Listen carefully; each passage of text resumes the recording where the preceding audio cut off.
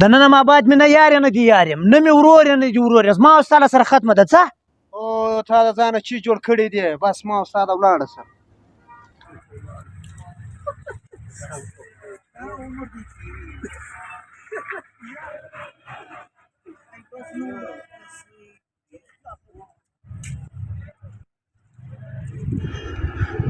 وش عثمانه د دوی خو بیا سره را روان دي بیا لاس په غاړه کې سلور کړی دي څنګه په لګران دي عثمانه زه به پلا د دوی سره خوا به دې کوم زه به پلا د ما بانک ټول راولم دا ما د ځانه سره ضد کړی دی نه یې پرېږدم د دوی به زه پلا سره جنګ کوم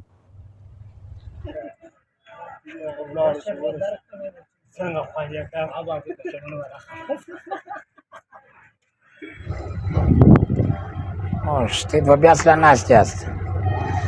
څه وس لګران یاست وایه در پسې خو یم کله به م سره وجنګ کوم پرېږدم خو مې نه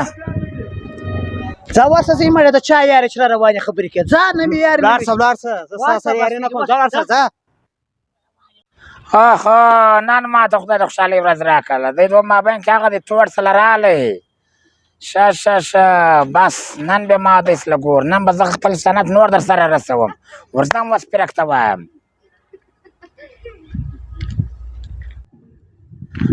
پرکه در باندې آفرین دې سي دا دې ډېر ښه کار وکړي چې دا دې خوابدې کړي دا ډېر کمینه سړی و دا ستا د انډولۍ لیاقت نه درلودی دا دې ډېر ښه کار وکړي دا ما تا ته وختي م وویل په دې بس دی به ستا سره ناست بس ما به ایله کلی بس دا ایله که پسې دا دې ډېر دا پرین ډېر ښه کار دې وکړي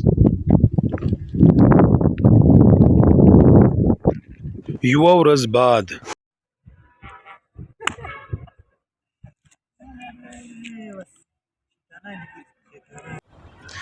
وای دا خپل سره خوابه دې سنن بیا څنګه په خندا سره ناست دی دا څرنګه کیسه ده ای وروره ته زما خبره واوره پیرک خانه عثمان منیر خان رسولی یم و پیرک ته وایه ورته ډېر معذرت دی دی نیسته د ما څخه خوابدی سوی نه یا بای عثمان خانه منیر ته ووایه ورته پخوا مې ورور وې اوس مې ورور یې دا د ورورګلوۍ په سیسټم کې خامخا مشکل جنجال عزیز ما زه نه یم چې خوابدي ورته خوابدی نه الله دې قدر وکړه قربان دې سم دغه ورته ووایه منیر خانه عثمان زه پیرک خان رسولی یم و هغه ویل زه تا څخه ډېر معذرت غواړم دی نیسته د ما څخه خوابدی سوی نه یا زما مخکې مې یار اوس مې یار دی